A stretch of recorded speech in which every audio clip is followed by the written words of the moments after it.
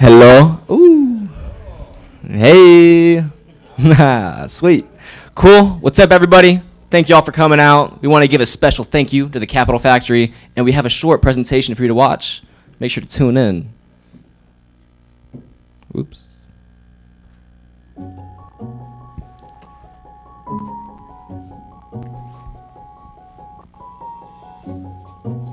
Welcome to Capital Factory. We are glad you could join us here at the center of gravity for entrepreneurship in Texas. We bring together entrepreneurs, developers, and designers across Texas for meetups, classes, co-working, mentorship, events, and our accelerator program. At Capital Factory's core, we're all about people and making lasting connections. We meet the best entrepreneurs in Texas and introduce them to their first investors, employees, mentors, and customers. We hope that you'll join us again and consider becoming a part of our community. For more information on becoming a member, head over to join.capitalfactory.com. Thank you. Good stuff. Sweet. Let's get down to business. Alrighty, y'all. Well, thanks for coming out. It's a little cold outside. I was wrapped up like a burrito all day. I'm not gonna lie. First time I left the house. It was rough. But cool. So yeah, what I'm gonna be speaking on today is kind of what I learned spending over 10 million on Facebook and Instagram ads. But before kind of dive in, of course, you gotta know who I am. What I do. But yeah, so I started my digital marketing career about 5 years ago. I think the first ad I ever built on Facebook, I played hockey at Texas State, and no one knows about hockey in Texas, so we were running ads to actually kind of pack the house. Unfortunately, it wasn't too successful, but hey, I got my feet wet a little bit, and it worked out. So I would say that's the first time I built an ad, but I graduated May of 2017. Did marketing with a sales concentration, so I'm kind of a sales guy at heart. And out of the blue, I ended up finding a random contract at Facebook on Indeed and started there. So I was a contract worker with Accenture actually, and started off as a marketing expert, which is extremely basic. So I got to understand kind of the basic fundamentals. And then I kind of killed it there and moved to an account management role to where I had 150 accounts each quarter, and the main goal was to kind of maximize their ROI. So I got a lot of badass strategies from them, and I loved it. So 80% of my clients were agencies, the other 20% were actual business owners. So I got to see the kind of both sides of the spectrum on how agencies manage everything, the communication, the relationships, the expectations, as well as the client side of things, which is kind of really beneficial for what I do. Because now I have my own agency, Quality Media. It's straight media buying, straight Facebook ads, and straight Google or Instagram ads. So no creative, no video editing, no graphic design or anything. We usually work with internal creative teams with our clients, and they spend on average of 10K to 300K a month. So it's pretty juicy there. But yeah, Quality Media, we only have 5 to 6 accounts each quarter, so it is kind of picky. But I work with another agency called Oxford, and it's a white label agency. So with me going after direct businesses, Oxford is a white label, meaning we go after agencies.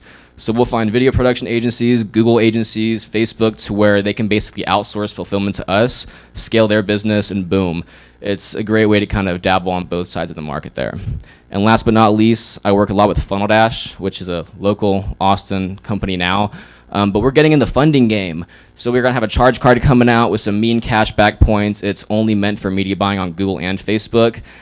It's going to be pretty sick. And that's going to be released in a couple weeks. And then we also kind of have the loan side, where if we have, if some of y'all are in e-com, it's very, if you have a product that sells, it can pick up overnight, to where if something's working, you want to scale it up. But of course, if you don't have that cash flow, it's a big issue. So rather than going through lenders and having years of tax records or whatever, we can actually just go into your account, see your bank statements, and be like, cool, this is actually working. We'll give you $100,000. We'll get 10%, where it's getting more cash flow for people to scale a little bit faster. Just because with digital marketing, it's the wild, wild west. Stuff goes good overnight, and it could crash and burn the next day. So take advantage of it while you can. But yeah, now I work with about 50 plus agencies, over 300 businesses, and that's on the white label side as well as my side. I'm a chatbot developer, nothing special. We use it to qualify leads for mortgage brokers, realtors, etc. there. And I launched a podcast with Zach Johnson from Funnel Dash, to where we actually interview businesses spending more than 20K a month, and we get really juicy on what we kind of talk about. It's kind of edgy, but we find out they're cost per acquisition, their profit margins, how they're funding ads. So it's basically finding all these really juicy details no one really talks about. It's where we can kind of put a benchmark report to say, hey, if you're a startup looking for cosmetics, and say, what was their cost per acquisition starting off? How is their acquisition funnel? You can kind of go there and check out some goods and, rank yourself against that basically. But yeah, but when it comes to the good stuff, I personally manage 10 million plus in ad spend across Facebook and Instagram. And that's like me personally. If we go off of all the accounts we have access to, it's like 30 million plus, but this is like just like my stuff. But yeah, from the bottom of the right, we got Facebook, YouTube, LinkedIn, we got all that good stuff. Cool. So what we're going to be diving into, I did change the game plan up a little this morning, so y'all get ready for this. I'm pumped. So it's going to be a little bit about understanding the algorithm a little bit more. I trimmed that side up a little bit. Understanding the bidding in the ad auction. This is huge, just because Facebook's taking your money and you want to know how. The best ways to utilize the pixel, I think this is a huge one. I love the pixel. I mean, I don't think data is stored in it, but I have a lot of really good other insights on launching ads, when to get the pixel, etc. there. Point 4 and 5 are my juiciest. That's what I'm going to ramble the most on, but it's kind of crafting that ideal customer journey. You got so many badass tools, you might as well kind of utilize them. And then a simplistic account structure. So Facebook changes a lot. What I did, 8 months ago isn't what I do now. You kind of have to feed the beast at this point to kind of roll with the punches. But Facebook's really kind of pushing more of a simplistic account structure out these days. So we'll dive into one of my accounts, show you the audiences, the campaigns, the ads, top of funnel, middle of funnel, bottom of funnel. So you can kind of get a feel of how that copy is and essentially kind of trying to replicate it. And then another big question I really get is the budgeting side. So we work with a good amount of startups as well, and they don't really know exactly how to budget or, hey, how much should I spend? So where I'll break down some numbers that are what we go off of. There are definitely other numbers out there, but ours are just kind of really number and data oriented to where it's like, hey, if you're looking at this, you want to spend this a month. But let's do it. Sweet. So understand the algo. So it's definitely, with Facebook and Instagram, it's a very data-oriented platform. So you got to spend money to get data, which of course is an investment. And like most investments, they don't happen overnight.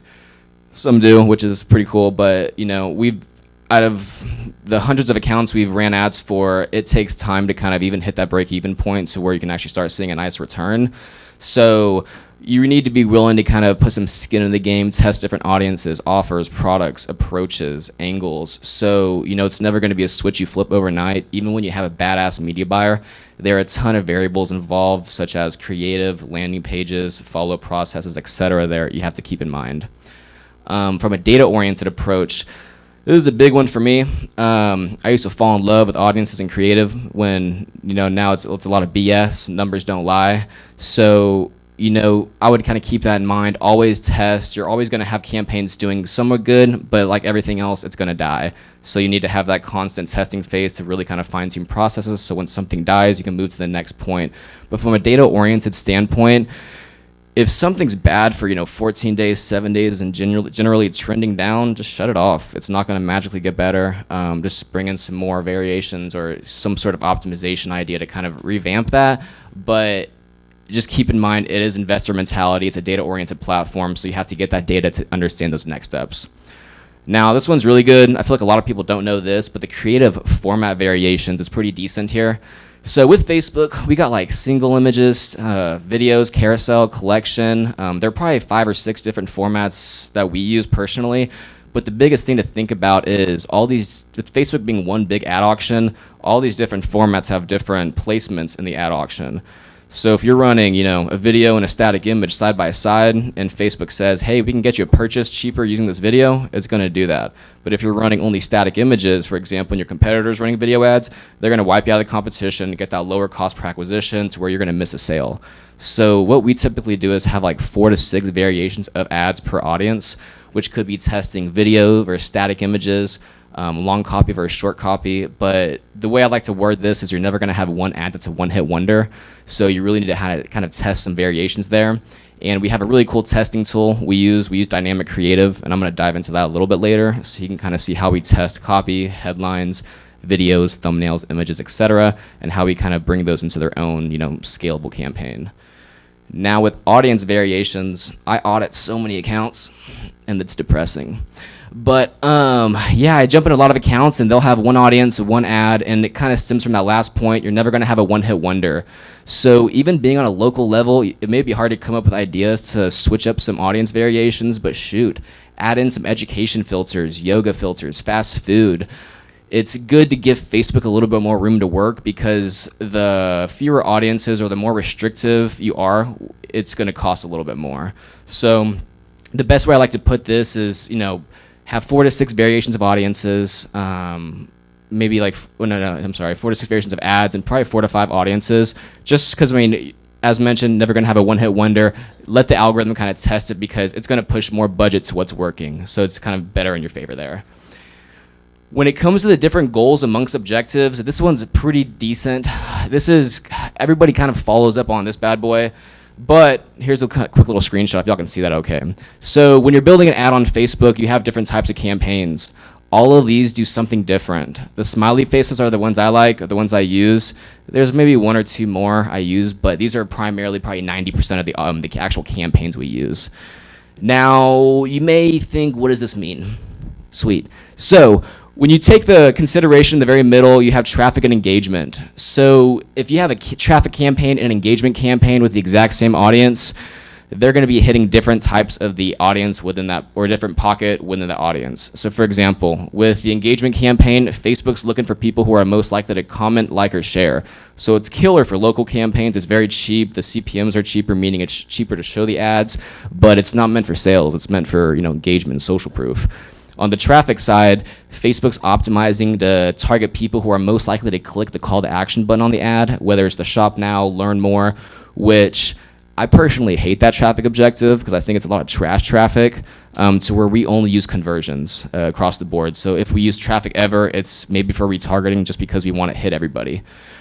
Now, with that being said, there are specific strategies to kind of go along with these, because what we do a lot of is conversion campaigns. That's how we get all of our sales, all of our leads.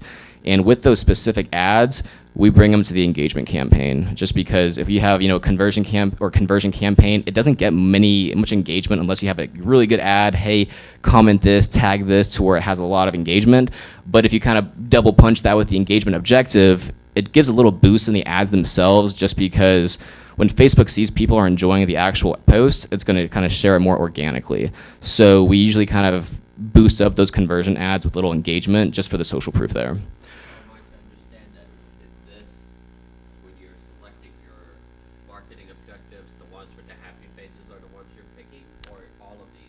The ones with the smiley faces.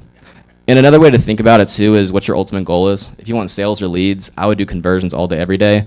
But if you're, a new product and you're looking to kind of launch something where you're not looking to push sales too hard the first month or two, I would honestly do video view or engagement campaigns, just because it's so cheap and you can get a lot of really good data. A really good example with that video view campaign is, if you have a video in there, Facebook's going to target people who are most likely to watch those videos, to where you can then separate it and break apart the videos, saying I want to get everybody who watched 25% of it, 50% of it, 75 and 95%. So it's a really cool way to kind of get different audience ideas, because if you can get everybody who watched, shoot, a minute 45 of a 2-minute video, that's pretty juicy audience. It's where you can retarget them or build a lookalike audience off them, which you can then use for like prospecting. It's pretty juicy. Yeah, so bidding in the ad auction, I'm going to kind of skim over this one.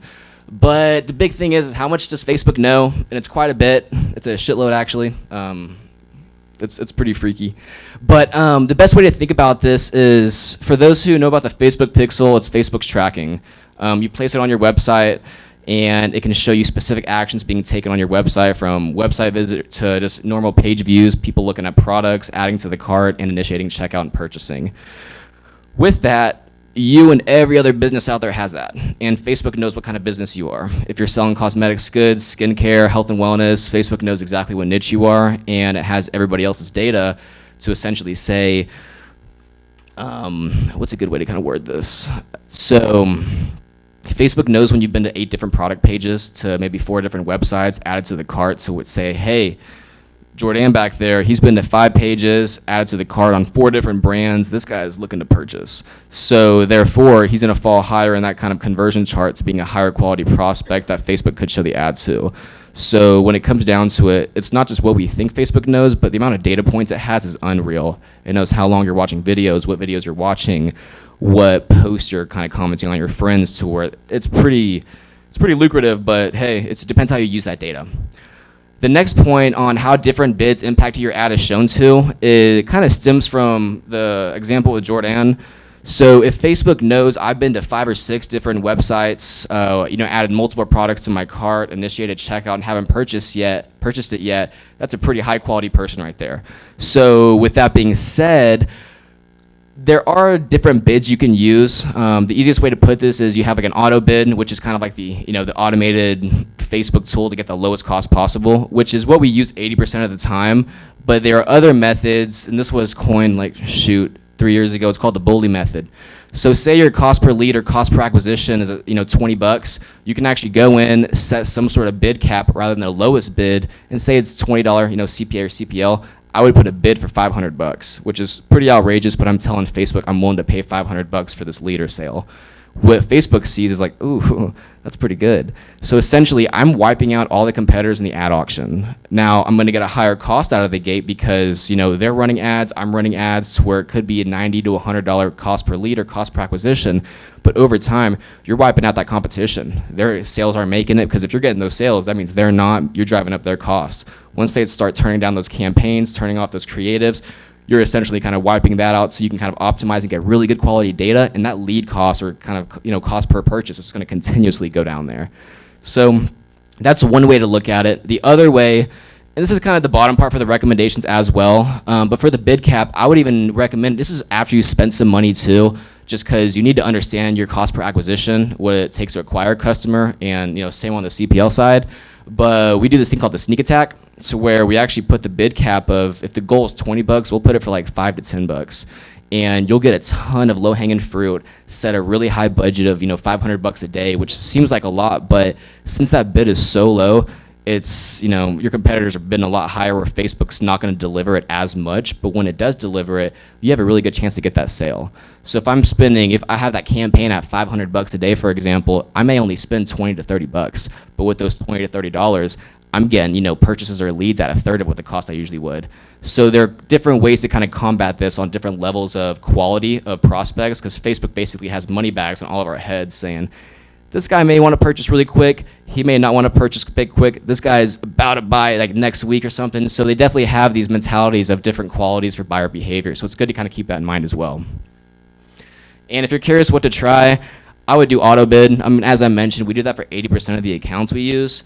So until you get a good feel of what your prospecting cost per acquisition is, retargeting cost per acquisition is, you really don't want to get too crazy with it. But if you have any questions, and I'd be down to geek out and nerd out on that, because there are so many things you can do with it. But long story short, auto bid. But the main concept is Facebook knows a lot about people, and we all have our own kind of quality scores, more or less. So all right, the pixel.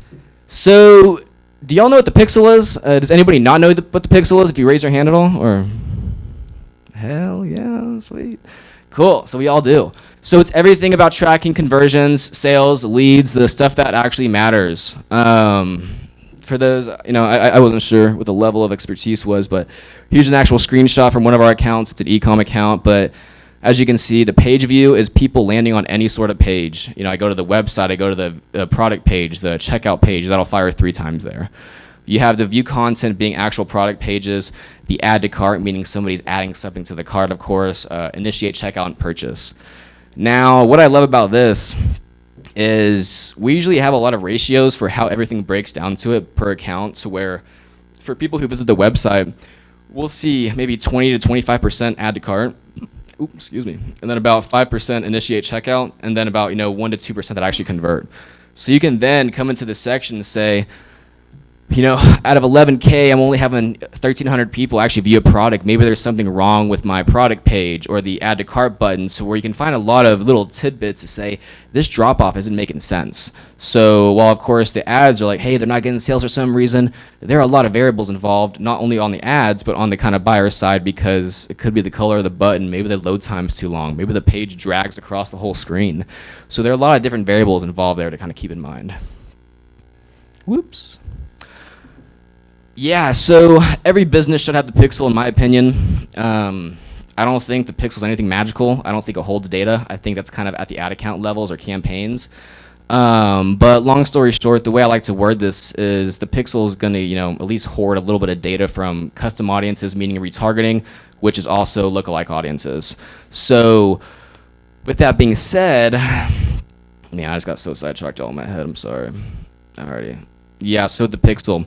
So yeah, two scenarios. You're launching a business today. You've never ran ads before. You have your pixel. It's in action. There's zero data. You need to buy that data, kind of get some traction. You're not going to know who's going to your website. Say you got the pixel 3 months ago. You have 90 days of data. You can then get everybody who visited a blog post, a checkout page, specific videos, to where you already have 90 days of data to retarget. But the best part is of lookalike audiences. So while it may not seem something too crazy out of the gate, you now have, 20, 34 more audiences to kind of really work with, plus a ton of retargeting, which means more low-hanging fruit, meaning more quick wins, which is crucial. So, I mean, even if you don't have the pixel, I would snag that bad boy pretty quick. It's not the end of the world, but once you start running ads, it would be quite a big game changer just because, as mentioned, you have a lot of quick wins to build off of right there. The other part of this is I hate traffic campaigns, like we spoke about earlier. We only do conversion campaigns. So all of these things I just showed, you can optimize for. So I don't know what Facebook's problem is, but what we always optimize for purchase, even if we have no purchases, just because that's the ultimate goal. I don't know if there's something in the system or in the water over there at Facebook to where if you optimize for add to cart, you'll get a crap load of add to carts, but that's what Facebook's going to give you. These people aren't going to convert at all. I feel like it's a ton of window shoppers. So the kind of message from that is I would just dive in straight for purchases there. But even with that being said, if you start seeing big issues, we don't do it as much anymore, but optimizing for initiate checkout's been a really good one. Just one step before that purchase process, and you could see a complete different turn of events there. Now, with those events to optimize for, the next step is the custom conversions. I'm not a web developer. I don't know any coding personally. We hire somebody for that. So if we have to have a crazy code on some sort of thank you page, the best way to word this is if you have a landing page, you're going to have a thank you page, most likely. I would say like 80% of the time. And if you don't know any coding, all you have to do is just place that pixel code in the header of the website to where, with what we were just looking at, these are called standard events. It's a lot of coding that has to go on the back end of the website typically, but we use custom conversions a ton, which is where you basically just grab a URL saying, hey, I want to track this. I want to trigger it as a lead, to where it could take 3 minutes to be a game changer for actually tracking leads for businesses now. So if you don't have any expertise there, no worry. Find the URL. If the pixel's on that page, you're juicy. And the new tool that just came out is button tracking. So this one sucks. You used to have to know some pretty hardcore stuff for this. But now Facebook has a really cool tool to where you can essentially, as long as the pixel's on that website, you can track any button click. In this scenario, if you have a landing page and you don't have a thank you page, you can say that apply now button, opt in or something. You can trigger that event to where you can optimize for that, but ultimately you can kind of track those sales or leads in that scenario. So it's fairly new, but we do it a ton because it saves so much time. And as mentioned, you used to have to do some crazy stuff on the back end to really get those button clicks to actually track. But even now, it's a game changer because you can do it for podcasts, video clicks, and it's just, it's nice. It's nice. Cool. So the customer journey. Sweet. So these are all my clients here. New ones, old ones, you name it. So the next phase I have is like top of funnel, middle of funnel, and bottom of funnel. So you can kind of get a feel of how these ads are. So starting to the left, we got ATX record players. Shouts out Shay. He's over here in Austin, Texas. I met him like a year ago. Now in his scenario, we're getting 45 plus guys, hot rod guys, old school dudes, and they're hard to find on Facebook. So I'm not going to hit them with a direct response ad. Hey, buy one of our very expensive record consoles we restore. It's more of the original 1960s German record consoles. So it's kind of that nostalgic feeling, like, man, I remember that from back in the day. And what we do is we typically build 3 to 4 ads, and I don't know what it is, but they just go viral. That one right there, 5.6 thousand likes. It had a ton of engagement, but we only have 2 kind of places of funnels for him more or less, where that's the first ad, and we have a second one, hey, did you forget to opt in? So, our main goal for him is to get as many opt-ins on that first click as possible, or that first ad, just because we're looking for opt-ins for like less than $2, because once he builds these, he blasts out an email, a text, and boom, they sell within like 30 minutes. The next one is Roxy Plastic Surgery. So this one's kind of funny. We kind of crashed and burned with this one a couple times with direct response. So we took a different approach of more of a content marketing approach.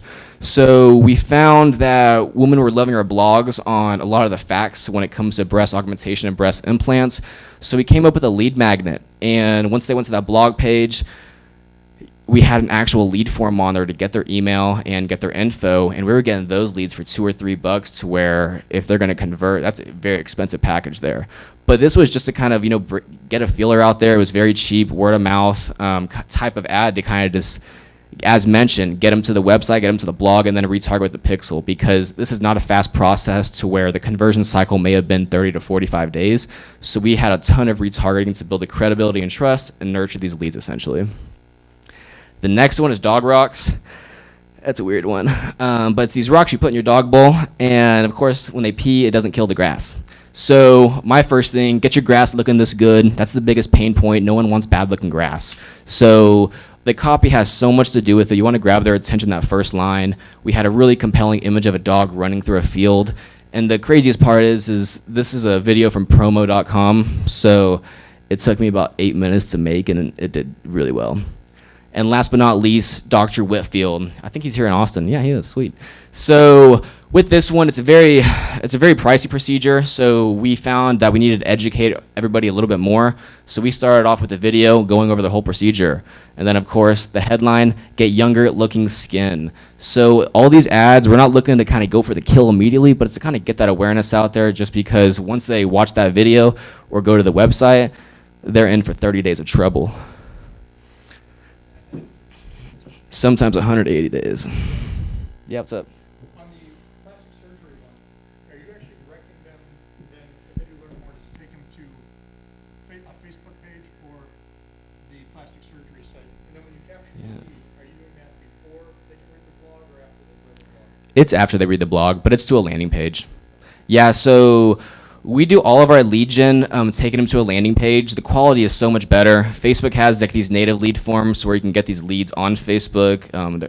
It pre-populates their name, email, phone number. Those leads suck. I'll be the first one to say that. Unless you have crazy qualifying questions where you make them type their own thing of like 8 to 9 questions. We typically just dive straight into making a landing page and running traffic to that, just because it adds a couple more steps to the funnel. And most of it is pretty high ticket, to where we don't want to waste our clients' kind of time there. So it also depends on the follow-ups. We definitely have some clients where it's a volume-based model, to where they have so many crazy systems in the back end, to where if somebody opens up this email, doesn't open this, it's just messy. But we don't do any follow-ups personally, so that's a lot on them. Does that answer that one? Sweet. Cool. Oh yeah, these are juicy, y'all. Sweet. So middle of funnel. As you can see at the very top, website visitors, Facebook page, Instagram page engagers, warmer audiences. They know who we are. So this first one, Amber Childers, she was actually on You. I didn't even realize that until I saw her on the show, and I was like, you were on the show? It was so cool.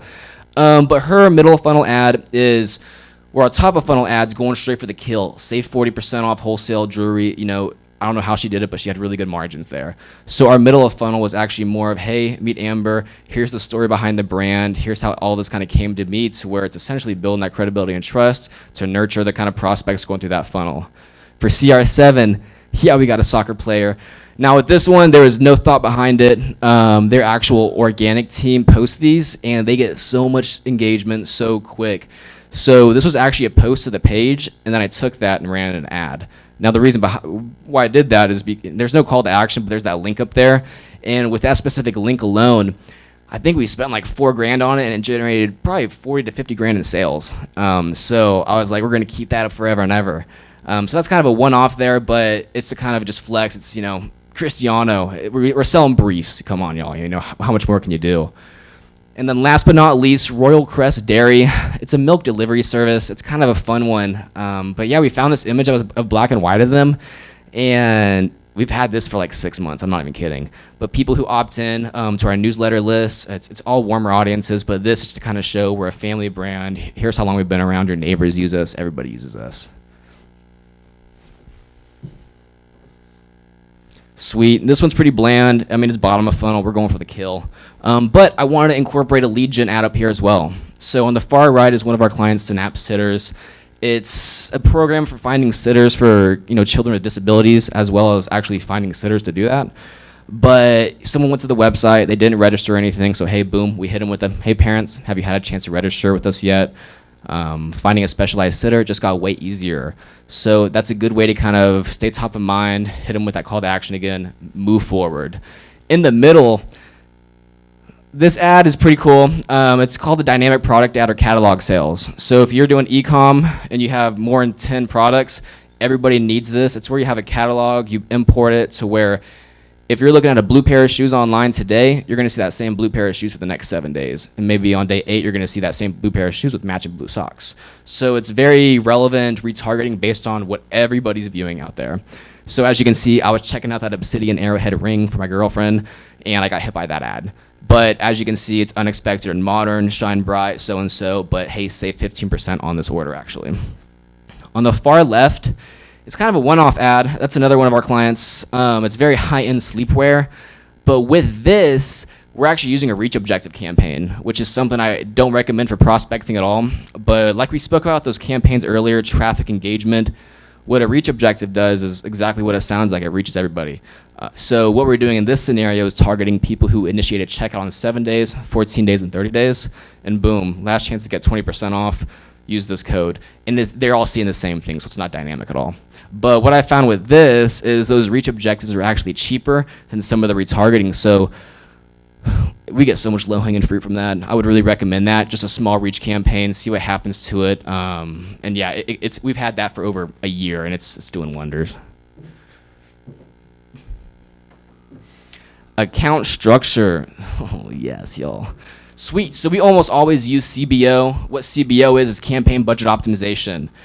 This is kind of understanding the algorithm a little bit more, but what that does is the way it used to be is Facebook had you set your budgets at the ad set or audience level to where it was forcing you to spend that. With this CBO, campaign budget optimization, you set the actual budget at the campaign level, and if I have 4 ad sets or audiences in there, it's going to allocate the budget to what's performing the best. So we love this. We do it very simplistically, which Facebook's is kind of pushing, and I'll have an example for you in a little bit, but stemming from that campaign budget optimization, not to freak anybody out a little bit, but they have these spend limits to where if you are nervous, one ad set's going to get way more, juice than the others. You can essentially set maximum or minimum spend limits to, hey, make sure nothing goes kind of a little haywire here. Yeah, and as mentioned, our campaigns house out on average 4 to 5 ad sets and audiences. That's kind of my sweet spot with CBO. We used to use a lot more back in the day, but we've found the fewer we use, the better the results are, and it's more consistent. Now, with that, I love lookalike audiences. Does everybody know what lookalike audiences are by any chance? Sweet. I'm going to go in depth on it. Cool. So a lookalike audience is basically me saying, I'm going to get everybody who's purchased in 90 days, and I'm going to take them and make a lookalike based off them. So Facebook gets their behaviors, their data, their interests, and finds people similar to them. So it's basically using your data to get more data, and it's really good for prospecting. So it is one of Facebook's native tools. You have to build what's called a custom audience, which is what you actually retarget. So if I get everybody who's purchased in 90 days, that's a custom audience. If I want a lookalike, I then convert that to a lookalike, which is like 2 clicks basically, but it's basically taking all that data and finding, colder people with that, which is what we use a ton of. So with that being said, we'll have one campaign, all interest-based, yoga, fast food, yellow pages. It's all Facebook's native interests or behaviors. Then we have a separate campaign with 4 to 5 lookalikes, which could be 2%, 5% lookalikes. And these percents I'm mentioning is, if any of you dive in, you'll probably see these 1 to 10%, but if you make a 1% lookalike, that's the highest quality based off your source audience, essentially. And the further you go to 10, the less quality it gets, but what we're finding is those 5 and 10% lookalikes are killing it way better than the 1%. So what we're seeing is these larger audiences are doing way better the more data Facebook has. So I would recommend testing larger audiences. And if anybody's doing audiences with like 15,000 people, bump that baby up. So As you can see on the far right, most of our accounts are using auto or lowest bid. I wouldn't recommend doing crazy bids until you know your CPA or CPL, cost per acquisition and cost per lead, just because you could end up kind of shooting yourself in the foot, to be honest with you. The other concept of this for prospecting is make sure to include exclusions for audiences. So Facebook's going to show the ads to people who it thinks it's going to convert to. If you have one campaign, hitting everybody, Facebook's probably going to throw some retargeting in there, without a doubt, even if it's meant for prospecting. So with that being said, for our top of funnel campaigns, we always exclude purchases and leads, just because you don't want to piss them off. And then, of course, we exclude Facebook page engagers, video viewers, website visitors, because I have a middle of funnel specifically for them. So that's the concept of the customer journey. People are at different points in the conversion cycle, to where you can do all of this from Facebook's tools, and you don't have to have anything, crazy third-party platforms to do this. And last but not least, these are good. The dynamic creative is by far the best new feature. I think everybody should use that. As I mentioned earlier, for creative testing, that's exactly what we use. Whenever we get a new account, we dive straight into it. So we test different videos, images, copy, and headlines, and it looks like one ad, but Facebook just messes everything all together, finds the best variations, dumps the budget into that, to where it kind of finds the best combo based on what you're optimizing for. So if we're going for purchases, it's going to mix and match everything until it finds that cream of the crop combo to get the most efficient purchases, and boom, you're rolling with that bad boy. So on this next part, I got a slide for that, actually. We'll do that. Cool. Sweet. So this is actually ATX Record Players. This is his dynamic creative we use. We've been doing this for over a year now with him. But as you can see, we have 4 main images we're testing. On the far left, on the far right, we have 4 types of copy and 3 headlines. Now, if you were to do the exponential multiplication for that, I don't know what it is, but that's like 30 to 40 ads, I think. I don't even know. But Facebook will find the best combo for you, to where you can essentially kind of work with that. And we have these last forever. We love doing this just because it's a good creative refresh. You're never going to see the same ad over and over again. But on the retargeting side, that's where we see the juiciest luck, because what we do is we typically segment different days for the retargeting, just so people don't see the same ad for 14 days over and over again. So if you have one of these running, they're going to see a different combination majority of the time there. But the best part about this is you can break it down. A lot of people don't know this. But yeah, you can break down text, videos, images, the headline, the call to action. So in the example below, it was for another account, but I broke down the actual text to where you can kind of see the purchases, the spend, what had the best ROAS, to where what I do after X amount of time is I'll see those top performing combinations, and I'll bring them into their own campaign and kind of scale those independently. So it's a good way to kind of test, see what has the best click-through rate, engagement metrics, and overall kind of results. Now, when it comes to account structure, I like this one a lot. We do have some fresh campaigns. I screenshotted this morning, actually. So some of these are kind of fresh. I don't have a lot of data here, but this is like my perfect setup right here. We have 4 prospecting campaigns and 2 retargeting campaigns. All of our prospecting campaigns are conversions optimizing for purchase. The only difference in these is basically one's plus size models, one's non-plus size models. And then, of course, the conversion Q4 is from Q4 of last year. It's still booming, so I'm keeping that baby going. And as mentioned, it's going to die at some point, but that's why we have these new campaigns going, because, hey, like everything, it's going to die. Now, with retargeting, we have this reach, add to cart, initiate checkout at the very, very bottom. That was that ad I showed y'all a little bit ago, to where we're just straight up doing the reach objective. And actually, on that, I think this was maybe for like 30 days. We spent $160, and we have a 58 times ROAS. So if anybody wants to do math, you can, but it's pretty good. And the other retargeting we have is the DPAs here, so those catalog sales. So as mentioned, we have those for like 7-day, 14-day people who add to cart, view a product. We have every segment kind of split up, just because somebody who viewed a product is not going to be the same as somebody who added to the cart. So we kind of have different messaging for those different points in the conversion cycle. And to get that a little bit more in depth, here's an example. So here's one going based off orders. With this specific account, we see a ton of orders on day 1 for the retargeting. So that's where the majority of the budget goes. But with how we have it set up is we have day 7, day 3, and day 1. Now on day 1, it's a little reminder. That's the juiciest of them all. But day 2 through 3 could be a testimonial, and day 4 through 7 could be, hey, here's your last chance, Jerry. You need to get this deal. Clean your PC now. And as you can see on the bottom right, here's an actual screenshot of how the ad set looks. So we took everybody who downloaded in 7 days, and we're excluding everybody who downloaded on 90-day window and 3-day window. So it's a true customer journey on that order window, if that kind of makes sense. So there are literally 4 days people are going to see this ad. Oh, this one sucks. Sweet. So budgeting, y'all. This is a tricky one. Since I do agency and business work, I was like, I'm going to put them both in here. But the best way to work it for the agency is I have so many agencies who are like, I'm trying to run ads. I want a $5,000 a month client with a $300 budget. I'm like, shit, you and me both. So the best way to put this is find your retention. If your retention is 6 months, your average retainer is $3K, you're looking at an LTV of $18K. Now, realistically, what we tell our agency partners is for a monthly budget, you should have 10 to 15% of that because you should essentially close one of those leads a month. Now, on average, our agency leads range anywhere from $80 to $100. So if you're getting, 18 to 20 leads, you got to figure out your close rate too. But realistically, I usually go off that 10 to 15% of the LTV rate just to kind of give them more perspective on what they actually have to put in the game to acquire this customer. On the business side, you got to know the AOV, how many times someone purchases. And now that's the LTV. I don't know why I didn't just say that actually, but whatever. Now, so you have to find the LTV and you have to understand your margins. Everybody's going to have different margins, what their shipping cost is, their product cost, etc. So you got to figure that out. On average, we really look to acquire a customer at the 25 to 35% range of the overall lifetime value.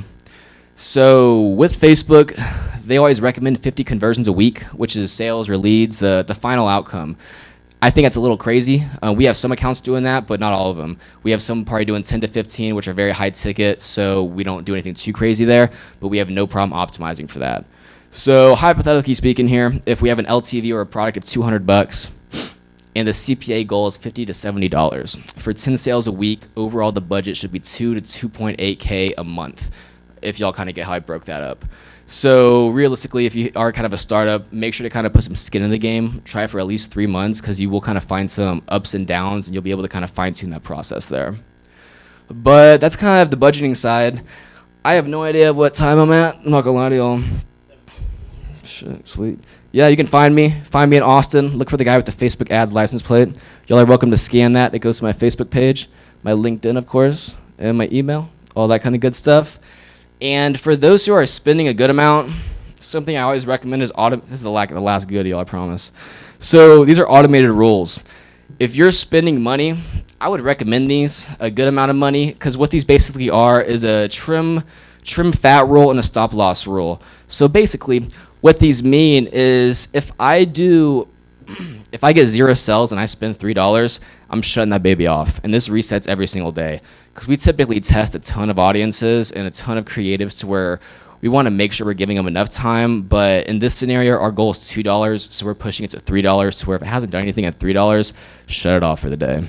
The next one is if it has gotten one, but it's kind of spending more than $550, it is going to turn that off for the day as well. So these are kind of more safety nets to essentially not let these campaigns get a little too haywire. So we set it up for 0 purchases with X amount of spend, and then we have it for 1 purchase with X amount of spend as well. And it kind of goes hand in hand there.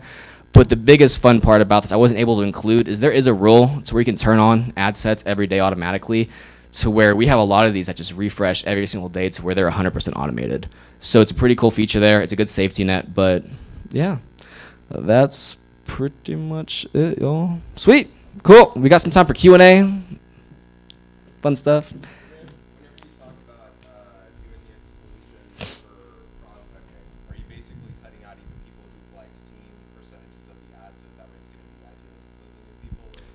No, so typically we'll have the purchases, and then we'll exclude anybody who engaged with the Facebook page, like that very top option, not like specific things, but everybody on 30 days, the Instagram page on 30 days, and all website visitors on 30 days. So it's kind of more of the core ones, and then of course the purchases. But we don't really get granular on like percent of videos watched or anything like that. So it's more just to kind of make sure they're wiped out completely.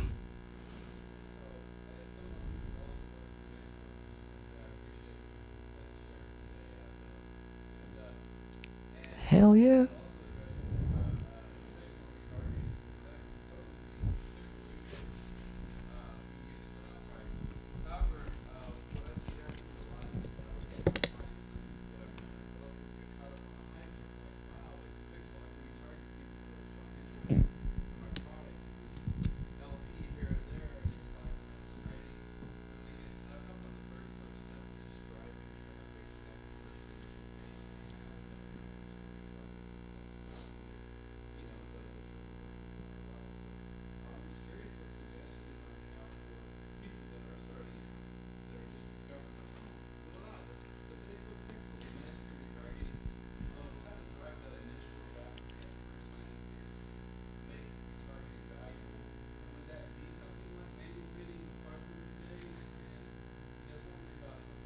Yeah, I wouldn't do the manual bidding, to be honest with you.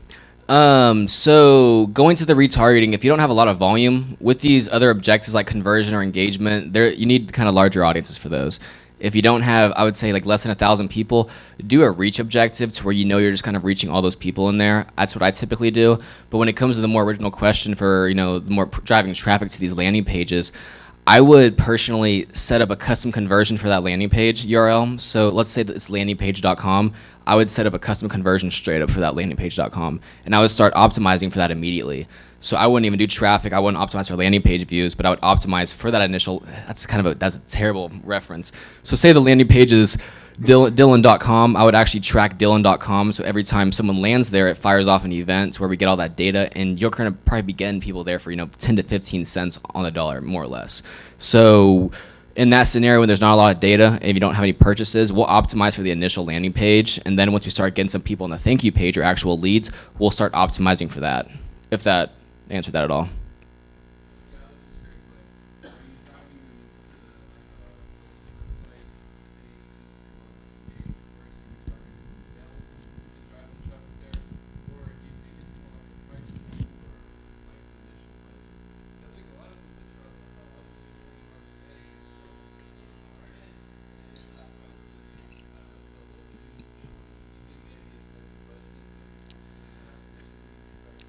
Oh, big time. I also feel like it's not understanding your product or conversion cycle.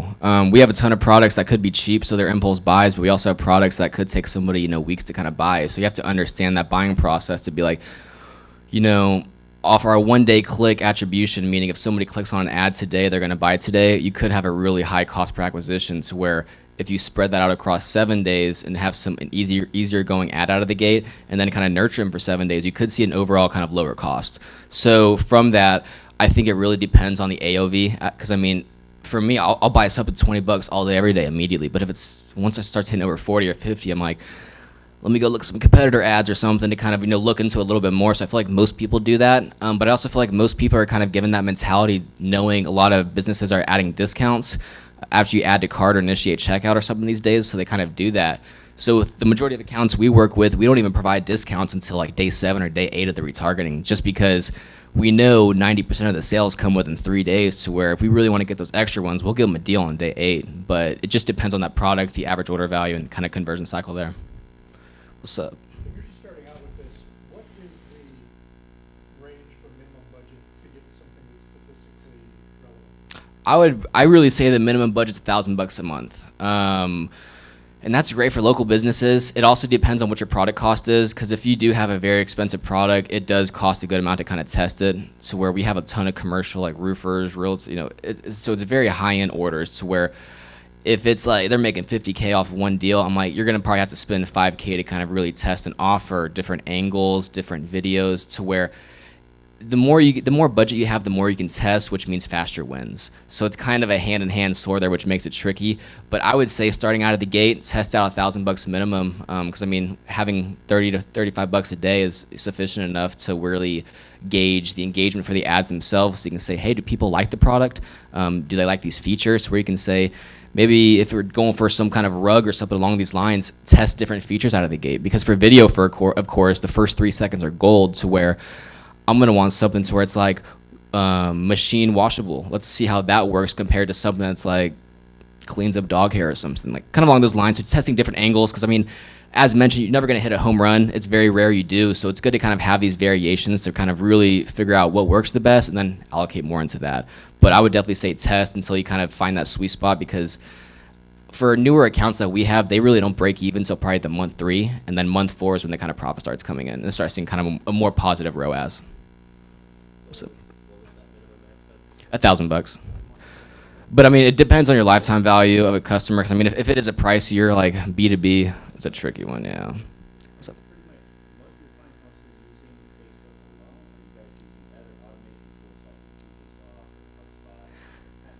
yeah. I have no idea. We don't do any follow-ups, any nurturing. So we just generate the leads, but we do it from LinkedIn, Microsoft, Bing, YouTube, Facebook, Google. Yeah, and I think that was it. But yeah, we don't, just like with the agency side, they have their own email marketing backends or SMS, to where we recommend it, but we don't fulfill it. So we got to be careful sometimes because once they start, asking questions, oh, he can actually do this, and it kind of sends down the rabbit hole. So we got to be kind of direct with that. So we have a ton of Infusionsoft partners, a lot of HubSpot. Zoho's a really good one, but I would definitely say the majority of our marketers or email marketing kind of agencies we have, Active Campaigns, that juicy one. That's probably the most common one I kind of see across the board. But hell yeah. Oh, true that.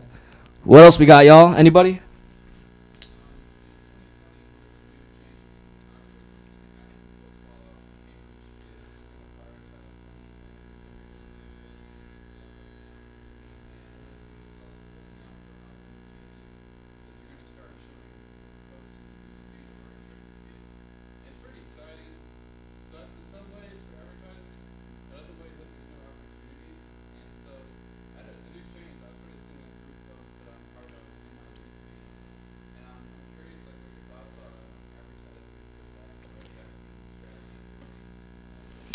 Yeah, so we don't do too much. I've done a couple campaigns where I'm driving group traffic to actually get more members in there. And what we found is taking them to a landing page where they have one option. They click a button, it goes to the group invite page. That's the best way to make it work. But we don't do too much of that. But I mean, even from the concept, you're spot on. Facebook wants people to have a good time, and friends and family create that good time. So they are pushing a lot more towards groups, to where I'm almost bringing up to all my clients, make a Facebook group. If you're a financial advisor, so what? It's kind of boring, but hey, it's the ultimate financial advisor group for you to get all the needs you need, calculators, resources. It's just a good material to kind of have all this kind of stuff. So I think any business could have a Facebook group. It's just how you want to monetize it and how you want to play it safe, because you don't want to hit people with an offer, but when you think about it, that's a free, it's a free group where you have, probably 2,000 to 3,000 people that you could essentially, hey, we have a new offering. We're going to take 20 people to beta test it, to where you can kind of beta test stuff before you bring it to market. So I kind of think of groups as big test subjects, as also, big monetary pools. But yeah, I love groups. I push them for my clients, whether it's cosmetics, eyebrows. I mean, there's a group for everything. So I mean, it's just an easier way to hit your audience, because we love the omni-channel approach. As I mentioned, Google, LinkedIn, we're all over the place. So the more channels you have, the better. So yeah.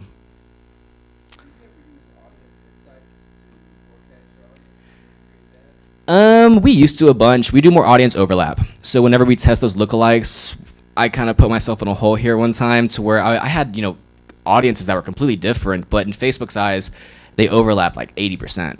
So we don't do too much with the audience insights. We do delivery insights to kind of gauge the audience saturation level, the audience fatigue. And what this is basically is whenever you're running an ad, Facebook will break apart what these metrics are, how your audience is, where you rank in the competition, what percent of your audience you've reached, to where if you see your click-through rate going down, your cost per click going up, it could be your creative, or you've already hit the good crop of people in your audience, to where it's in that scenario, and Facebook will tell you that. But not too much on the audience insight side, so nothing too good there. In order to generate a lookalike audience, how big do you need your base audience? I think it's 100's the minimum, but the larger the better. A good way to look at a lookalike audience is quality over quantity. So if you have a customer email list, rather than uploading the whole thing, making a lookalike, split it up, high value versus low value. You want the cream of the crop, so we love that concept. A great lookalike idea, if you don't have any purchases or data just yet, is you can, as I showed this part over here, for the view content pixel, it's just somebody viewing a product, straight up. So what we've been doing is actually making custom audiences off people who have viewed more than 5 product pages, and that's been one of our most juiciest lookalikes. So they don't have to purchase anything, but if someone's going to 5 different product pages and spending a good amount of time on your site, we've seen pretty killer stats with that lookalike audience. So it doesn't necessarily have to be all purchases. It could also be all video viewers, like I mentioned with that 95% earlier, because if someone's watching, a minute and a half of a 2-minute video, that's a pretty good candidate you want to bring back into your cycle or get more people like that. But for a perfect size, I like 1,000 to 2,500 people on average, but the minimum is, I think, 100. So it's fun. Yeah, it's more expensive. The lower the audience, the harder it's for Facebook to find that. And we're actually seeing lookalikes being a little bit more expensive. Maybe it's like $3 or $4, CPM. So if to show 1,000 ads with interest, it could cost $18. For lookalikes, it could be $23, $24. So on a larger scale, it can definitely add up. So, well, sweet. Cool, y'all. What's up?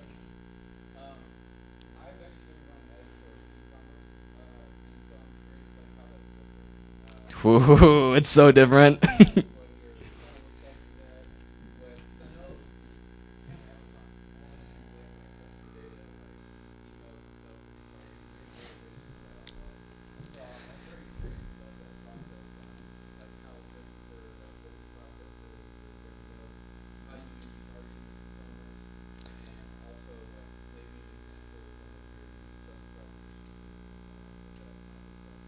Yeah, so on ecom, we do it really different. We have a lot more campaigns going on just because there are so many more events we can track to where for lead gen, someone either goes to the page or they really don't. So for ATX record players, for example, we straight up 95% of the budget goes prospecting, 5% goes retargeting. Just because we have such a low opt-in margin, it's just not worth putting more budget to the retargeting side. So for leads, we typically have 90% of the budget going to that landing page and 10%, hey, if you got to register, what's holding you back? Meet Debbie. She did this. She loves life now. So for the lead gen side, it's typically a 2-point funnel. So just top of funnel, bottom of funnel, I guess you can say. But then on the e-com side, we get so granular because we usually have other offers going on as well, like raffles or some more brand awareness type of campaigns for a new product release or something. So this right here is my ultimate e-com structure for accounts that spend like $1,500 a month. This is usually how I have it set up with 4 prospecting and 2 retargeting. Now for them, we don't do too much middle of funnel because we've tested it in the past and it just hasn't worked too well. So I mean, it's kind of one of those concepts, see what works. And I mean, if it doesn't, no biggie, you can focus on other areas. But I can totally show you some stuff. I don't want to dive into it up here, but I'd be happy to, show you some cool stuff. Sweet. Yeah, what's up?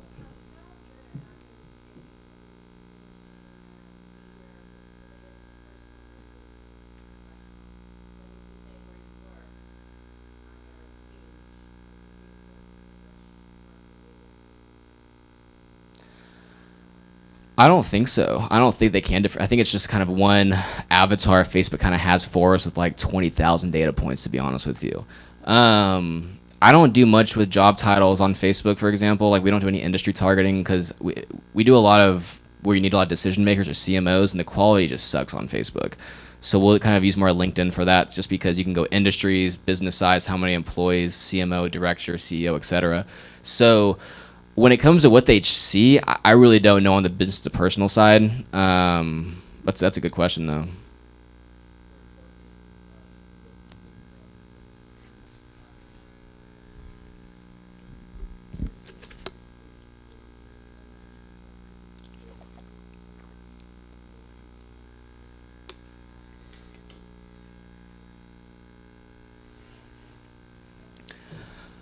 But cool, y'all. It's 8 p.m. This was fun. Sweet. But yeah, if y'all don't know, there is an internet marketing party that happens once a month. It's pretty juicy. It gets a little wild and some good speakers, better booze. I would recommend checking it out, y'all. It's a good time. I'm usually there, so I know a couple y'all. I know y'all come here, so yeah. Well, cool. Yeah, I'm gonna hang out for a little bit. If anybody has questions, hit me up. Yeah, I can show you some good stuff, but yeah, hope that was good for y'all. And if you have any questions, just let me know. Happy to help. I geek out over this stuff, so woo.